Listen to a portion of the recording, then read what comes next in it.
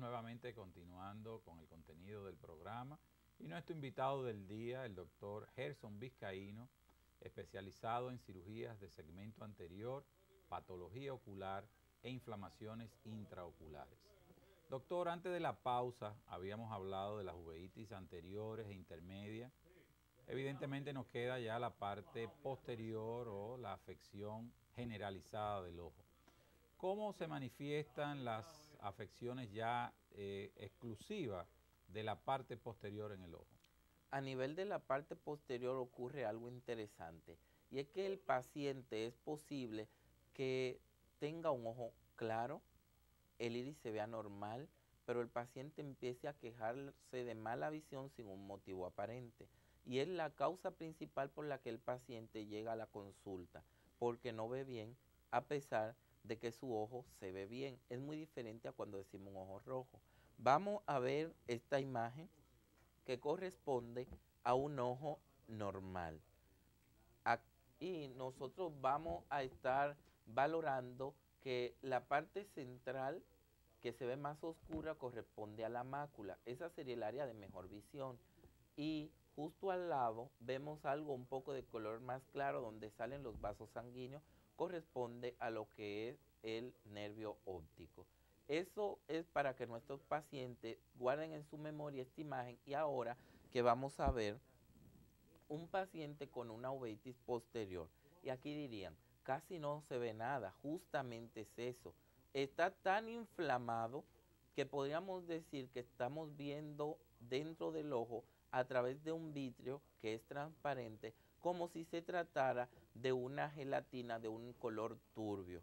En algunas ocasiones se puede ver la silueta, pero en otras ocasiones ni siquiera logramos ver nada de lo que está dentro del ojo. Algunas de estas afecciones se van a caracterizar porque van a cursar como corioretinitis, como retinitis franca o como uveitis posteriores completa, incluyendo la afección del vitrio. ¿Estos son los casos más dramáticos en la disminución de la visión?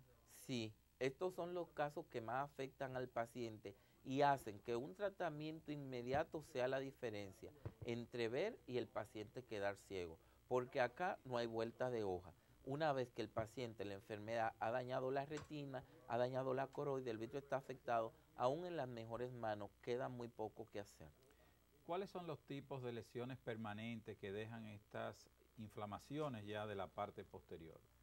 Existen varias entidades. Una de ellas es la necrosis retiniana, generalmente causado por citomegalovirus, que es un virus que afecta a personas con VIH o no que están inmunocomprometidos. Pacientes que han recibido un trasplante renal, que están en tratamiento y necesitan mantener un control de su inflamación, como también pacientes que son VIH y que debutan con una necrosis retiniana. Existen otras alteraciones como esta es una cicatriz de un paciente que padeció una enfermedad autoinmune llamada Burkitt-Yagnaya-Arada. Se va a caracterizar porque va a haber un desplazamiento del pigmento, como dijimos al principio. La coroide es una pantalla y trata de que la luz no caliente demasiado el interior del ojo. Aquí esa pantalla está dañada y los pigmentos se desplazan hacia un lado, haciendo que las áreas de retina queden un poco transparentes y no se puedan valorar. Estos pacientes que presentan las lesiones ya, ¿cómo manejan ya estos casos? ¿Va a una fase de rehabilitación o estos pacientes ya van a ser declarados con una ceguera legal? Depende de la etapa en la que el paciente es atendido. Hay casos donde tenemos panuveitis, pacientes en muy malas condiciones, donde el paciente internado se le administran medicamentos orales y endovenosos. El paciente es manejado en una fase muy intensiva para lograr recuperar el paciente. Otros casos donde aún el paciente ya con posibilidades visuales muy pobres, logramos salvar los 10 grados centrales de visión y el paciente va a tener una visión útil limitada. Y otros casos donde solo nos limitamos a hacer que el paciente mejore sus condiciones, la inflamación disminuye y salvar el ojo contralateral de ser posible. En los casos donde ya no se puede hacer más, son referidos para ser manejados por el Departamento de Baja Visión.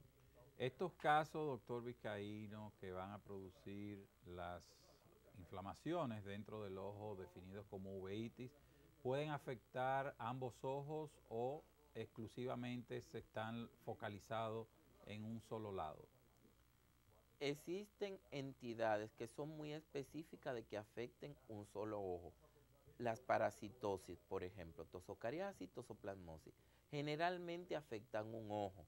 En el caso que afecten los dos ojos, es un paciente que ha tenido una infección intrauterina. La madre embarazada padeció la enfermedad. Y casos muy aislados donde el paciente presentó una infección en el primer ojo, se sanó, fue tratado y luego, a posteriori, presenta una infección en el otro ojo. En los casos de que las enfermedades son bilateral, debemos de pensar que estamos frente a una enfermedad sistémica y no solamente ocular, como es el caso de la panuveitis. Estos casos ya han sido evaluados. ¿Cómo es el manejo?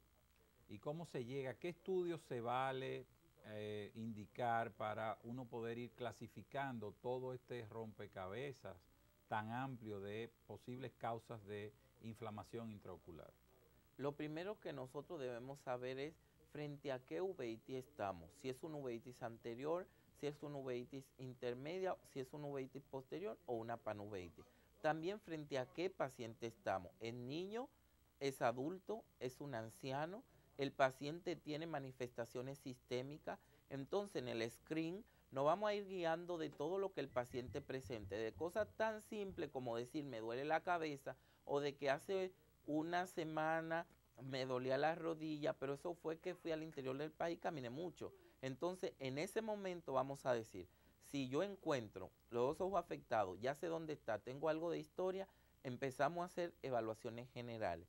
¿Qué pasa? Las uveitis son manejadas de forma generalmente sistémica. Hay que asegurarse que tenemos un buen funcionamiento del sistema inmunológico. Hacemos un hemograma. Tenemos que asegurarnos que el riñón está funcionando adecuadamente. Hacemos una orina, una urea, una creatinina. También necesitamos ver función hepática y hacemos transaminasas hepáticas. Luego pasamos, si el paciente correlaciona alguna enfermedad con dolor articular, con limitación de los movimientos, entonces pasamos a cuadro inflamatorio de artropatía y ahí vamos a estar indicando factor reumatoide y estreptolicina O. También si queremos saber, ahora el cuadro está afectado de forma reciente, está comportándose de una manera muy inflamada, entonces en ese momento vamos a poder al paciente indicarle una eritrosedimentación que nos dice que el paciente en este momento está cursando con la enfermedad. Existen otras pruebas que nos van a orientar para determinar porque hay algunas enfermedades como el VIH que debemos sospecharlo cuando vemos personas que tienen un deterioro físico o cuando encontramos lesiones en retina muy específicas o a nivel de lo que es la conjuntiva.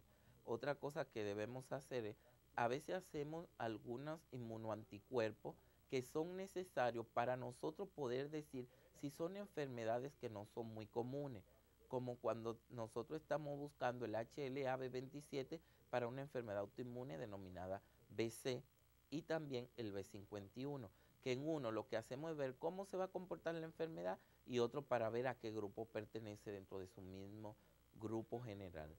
Doctor, ya tratando en el caso de las enfermedades, usted ha descrito que la mayoría de estos procesos inflamatorios o de uveitis están relacionados con alguna causa sistémica y se deben de tratar directamente estos puntos. Cuando vamos a tratar en el ojo, ¿con qué tipo de medicamentos se prescriben para un uso directo a nivel oftalmológico? A nivel oftalmológico nosotros vamos a manejar los esteroides tópicos, los antiinflamatorios no esteroides, los midriáticos y cicloplégicos. En el caso de que tengamos un glaucoma secundario, vamos a utilizar un antiglaucomatoso de tipo no prostaglandina, porque la prostaglandina funciona inflamando de forma muy pequeña el ojo, logra que disminuya la presión, pero ya un ojo inflamado lo que hace que el ojo se ponga más inflamado. A partir de ahí manejamos algunos medicamentos orales que lo conocemos como modificadores de los síntomas. y otros más complejos que los manejamos ya en conjunto con departamentos como inmunología, infectología, también como reumatología, que son los inmunosupresores y los anticuerpos monoclonales. ¿Hay alguna predisposición para los procesos inflamatorios de acuerdo a la edad, la raza o el sexo, doctor? Sí, existen muchas entidades ya establecidas y se asume que cuando ambos padres han padecido de artritis reumatoide, existe un porcentaje de más del 65% que los hijos lo padezcan.